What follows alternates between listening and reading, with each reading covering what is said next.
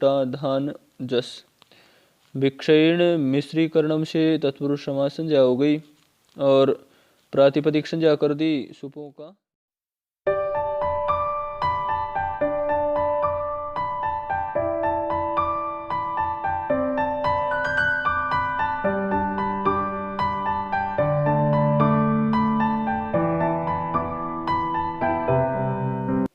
ओम नमस्ते जी।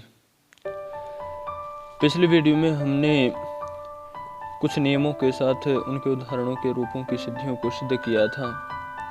आज इसी कड़ी में तत्पुरुष समास के अगले नियमों को हम आपके सामने प्रस्तुत कर रहे हैं और साथ ही उनके उदाहरणों की सिद्धियों को भी प्रस्तुत करेंगे।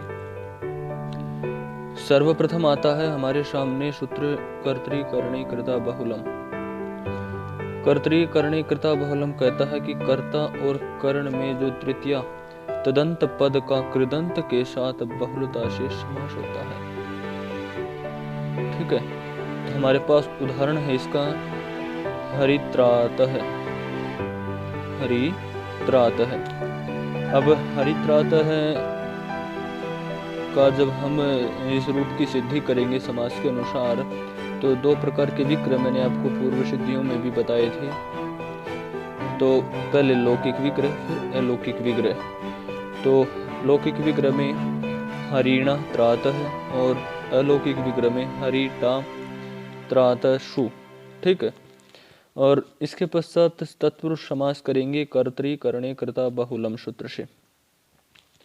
समास करने के पश्चात प्रातिपदिक संज्ञा कर देंगे इन सब की।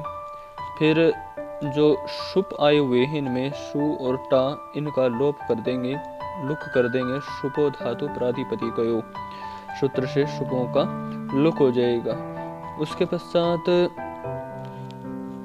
प्रथमा निर्दिष्ट समास उपसर्जनम पूर्वम से उपसर्जन संज्ञा और उपसर्जनम पूर्वम से उपसर्जन का पूर्व में प्रयोग। तो हरित्रात ये रूप बन जाएगा हमारा। जब इनको मिलाएंगे तो हरित्रात विसर्ग की आवश्यकता रहती है, तो स्वाद्योत्पत्ति विभक्ति कार्य उनके माध्यम से विसर्ग आ जाएंगे।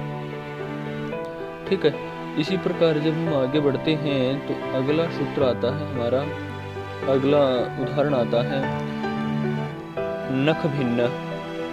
क्या उदाहरण आता है? नख भिन्न है। इसी प्रकार नख भिन्न है। लौकिक विग्रह है नखई भिन्न है, अलौकिक विग्रह है नख भिस भिन्न शु। ठीक है, कर्तरी करणे कृता बहुलम से समास, प्रातिपदिक संज्ञा, शुपों का लोक। तो हमारे पास नख भिन्न रहता है, उपसर्जन संज्ञा उपसर्जन का पूर्व में प्रयोग और उसके पश्चात स्वाद्योत्पत्ति विभक्ति कार्य इनको मिला देंगे तो नख भिन्न हमारा रूप उदाहरण बन जाएगा। ठीक है, इसी प्रकार नख नीर भिन्न उदाहरण है। इसमें भी लौकिक विग्रह नखही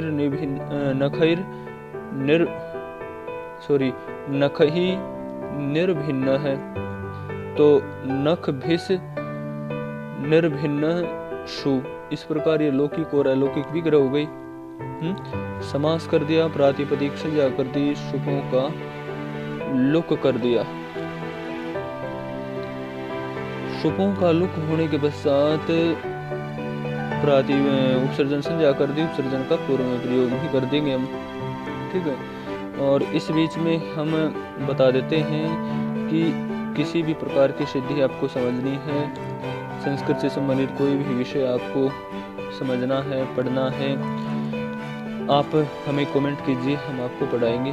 डिस्क्रिप्शन में हमारा नंबर भी दिया गया है, वहाँ पर आप हमें मैसेज भी कर सकते हैं, व्हाट्सएप आदि के माध्यम से भी।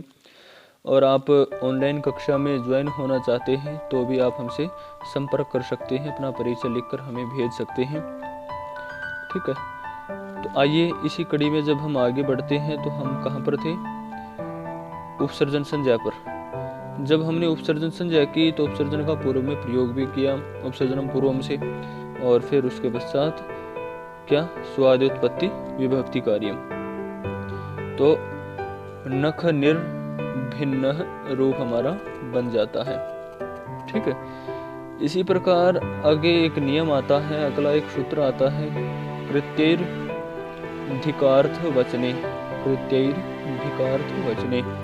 सूत्र कहता है जहाँ पर स्तुति वह निंदा के सूचक अतिशयोक्ति गर्भित पदों का प्रयोग हो, वहाँ कर्ता और कर्ण में तृतीयांत पद का कृत्य प्रत्यांतों के साथ समास होता है। कौन से प्रत्यांतों के साथ?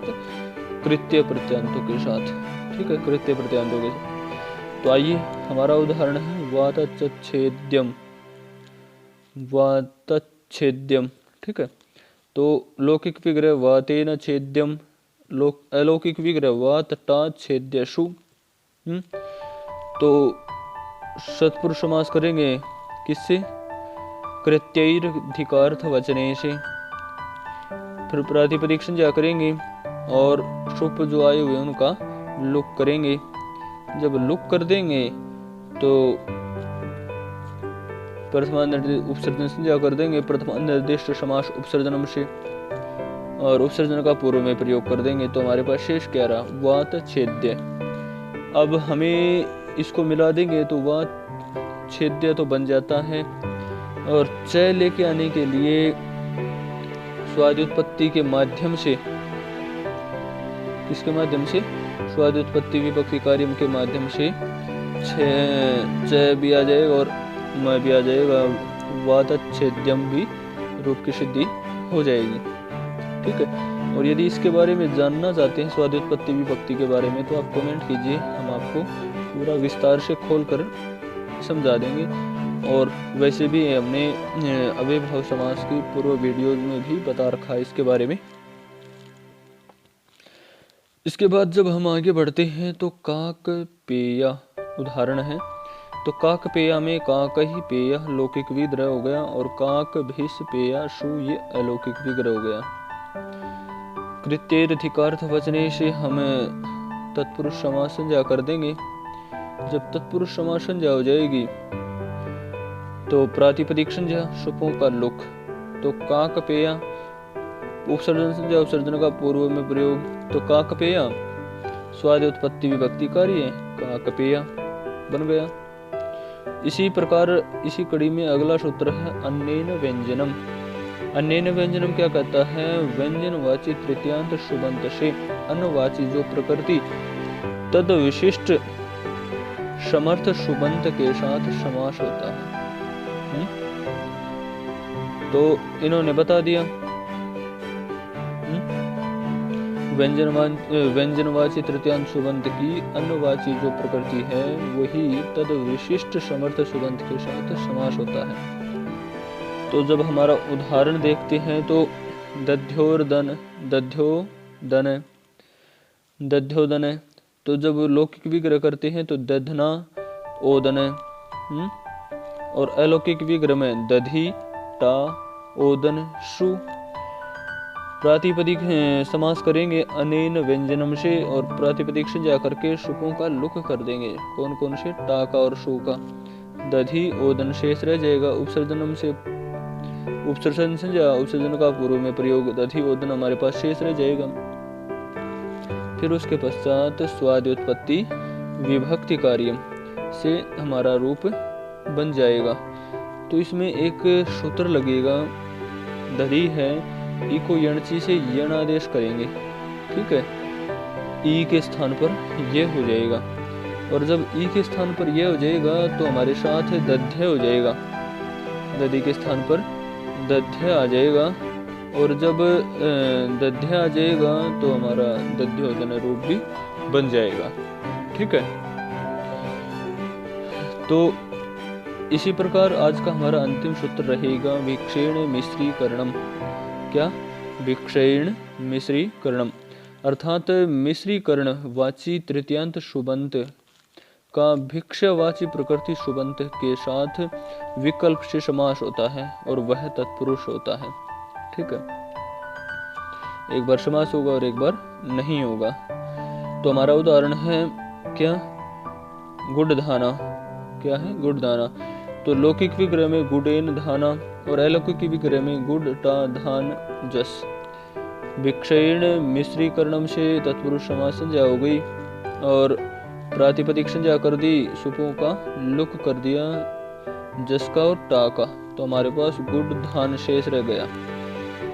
उपसर्जन संज्ञा करने के पश्चात उपसर्जन का पूर्व में प्रयोग, तो गुण धान हमारे पास शेष रह गया ना, तो स्वाद उत्पत्ति विभक्ति कार्य गुड धान विसर्ग हो जाएंगे। ठीक है, आज के लिए इतना ही। इसी प्रकार की और नई नई वीडियोज के लिए आप हमारे साथ बने रहिए। अगली वीडियो में हम चतुर्थी तदार्थ बल बलि हिता सुख रक्षतई सूत्र के माध्यम से आगे पढ़ेंगे। ठीक है, धन्यवाद। फिर मिलेंगे इसी प्रकार की नई नई वीडियोज के साथ।